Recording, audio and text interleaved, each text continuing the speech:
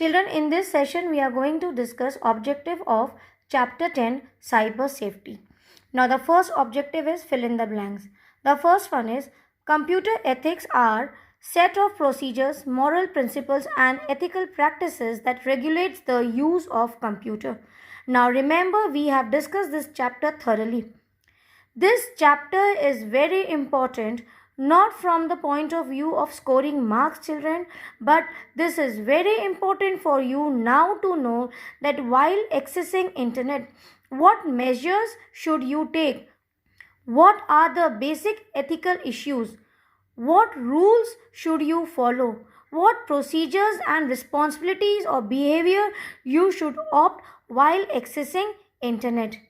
And what will happen if you do not follow the ethical issues? You will be a part of cyber crime. That is, it is punishable also and you can be charged with penalty. So we have discussed in detail about do's and don'ts, and that is why I am always requesting you in every session I have taken for this chapter that learn to follow the cyber ethics. These rules, these measures, these responsibilities, your behavior should be correct while accessing internet.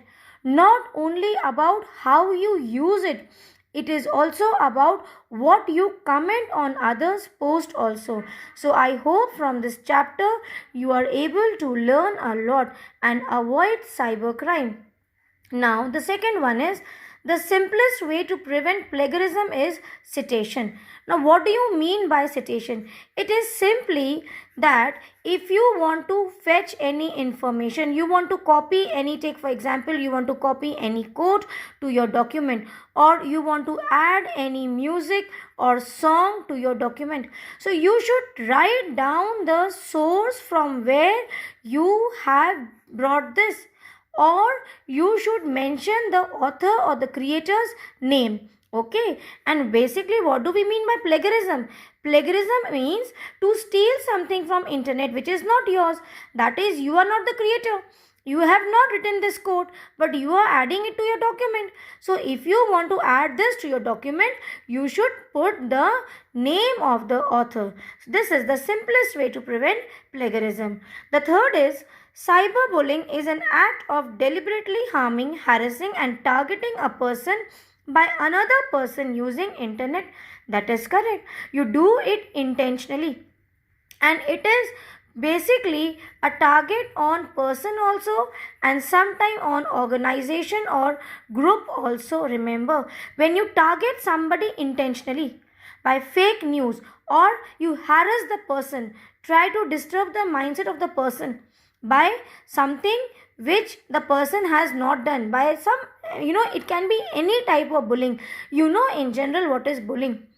Yes, same thing. When you do the bullying, when you do the same behavior using internet, that is called as cyber bullying. Now the fourth one is an illegal intrusion into a computer system or network is known as hacking. We have discussed two terms. One is hacking and the other word is cracking. These two are cyber crimes. Now what is it? See, it is an illegal intrusion. Intrusion means you enter somebody's account. So when you try to intrude to somebody's account, any type of account, without the acknowledgement of the person, yes, that is called as hacking. Children, we have discussed about hacking. Now there is one more term which we should know, that is called as cracking. See, hacking and cracking, the meaning is same, that without person's permission you intrude to any account. It can be email, it can be a website, it can be any type of thing. Yes, but the difference is hacking is sometimes done for fun also. These are basic the people around you. So that is why it is said you should keep your password protected. And generally you should now learn to keep your biometric passwords also. So if somebody is intruding to your account, and what do? They will only read the post or they will come to know what is there inside that account. Yes, but cracking is a very major crime. Why? Because it is done intentionally. Now try to understand the difference between these two. Hacking is generally done for pleasure. Take for example, you know your friend's password. Now you are curious to know what is there in her account. It can be such reasons also. Sometimes it is done with intention. But in cracking, what happens? It is a very major crime because these people do intentionally. They steal the information. Not only this, they will damage the information. That is, take for example, there are a group of students who want to know some test papers which CBSE has already kept it under their website. Now you cannot access CBSE's all the information. We cannot do that. It is protected. But now those people who try to intrude to this website and try to get the information, not only this, they can change the information, they can spread the virus. So many other unethical issues can be done by the crackers. So if it is asked what is more dangerous, hacking or cracking, in that context cracking is more dangerous. Now see the fifth one. Intellectual property is a term referring to the legal property right of a person over creation of his or her mind, both artistic and commercial. So this is how you can protect it from the problem of plagiarism. If you do not want others to cheat or steal your document, in that case you should take the copyright of this document. And when we talk about copyright, if it is an art piece, take for example children, your music, writing, pottery, anything which is creative, which is in context with your mind, artistic or commercial also, it will fall under intellectual property right, because you have used your intelligence to create that property. Okay, so we have both intellectual property right also and copyright also. So the products will come under copyright. Like you will see some trademarks for many companies, that is the copyright of that company. Now true and false. Spams are unwanted bulk emails that come from strange sources. Yes, that is true. Spam is the unwanted mails which you receive from many agencies or the companies which hold some products and something like that, or even like advertisements through these mails. These are all unwanted bulk mails which fall under spam. We call it as spam mail. The mails which is not very important for you, which you have not asked somebody to send and neither you have given them your email ID, but still through some sources or through the cookies they come to know about your email and they will keep on sending you. So that is a waste mail for us, so it is called as spam. Then the next is hacking is the usage or imitation of languages or thoughts of another person and projecting them as one's own original work. False. Why? Because that is not hacking, it is plagiarism.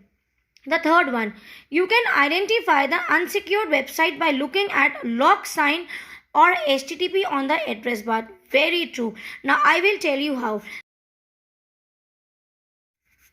See, you have a address bar on the website. What is this address bar? Here you write down the website or any web page name, that is www.supposeabc.com. so when you place it, you will see when you press enter here, when you press enter, you will see in the front of this address bar it is either HTTP written or HTTPS.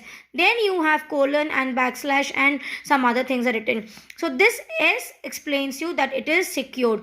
Or if you don't understand like this, you will see when you type the web page address, you will see a lock sign at the end. A lock sign like this. That means it is secured. So this is the correct statement that you can identify the unsecured websites or web page by just looking at the lock sign at the end, or in the beginning you will see it is either HTTP or HTTPS. So it is Hypertext Transfer Protocol. S stands for secure. Now the fourth one is encryption is the process of transforming data into an unreadable code. Correct. Take for example, when you write down your password, suppose your password is 123. So when you type here, what becomes? It will get changed into dots or asterisk. So what is happening? See, it is transforming, it is converting it into unreadable code. Now fifth one is a patent grants the inventors the sole right to make, use or sell that invention for an unlimited period. See children, this is wrong here. Till here it is correct that patent will grant the inventors the sole right to make, use also, but it is not for unlimited period. They have to patent it for certain period. Then again they after that period, if it's going to collapse, again they have to patent it under their name or company. So this was about the objectives. Now see the multiple choice questions. The unwanted bulk mails we have already discussed, it is spam. Now dash is the small text file stored on your computer browser. This is called as cookie. What is that cookie? See, when you are accessing any website, what will happen while you are accessing internet? There is a small, storage space which is called as cookie, and whatever activities you are doing on internet, that is stored here, and through this activity it will be reported to the host back. So this is how you get the spam mails also. Now the third one is a dash is a legal right granted by the law to the creator for his original work. It is not trademark, it is not patent, it is copyright. Dash is the process of transforming data into an unreadable code. Answer is encryption. Just now we have discussed about the password example. Now the next one is dash is an act of sending email to a user, misleading him to believe that it is from person or organization. This is called phishing. This is again a cyber crime. Now what happens in phishing? Take for example, I receive a mail that we are a bank, and if you invest 10,000 rupees, after 3 years we will give you 1 lakh rupees. Certain attractive perks they are going to give you, and these are the fraud people. They will mislead, or sometimes you will say that even from the bank, original banks, you will say that company messages are coming, but that is not from the company. These are the people who misguide by attempting sensitive information through internet on our email, and it is a malicious activity. That is a wrong activity.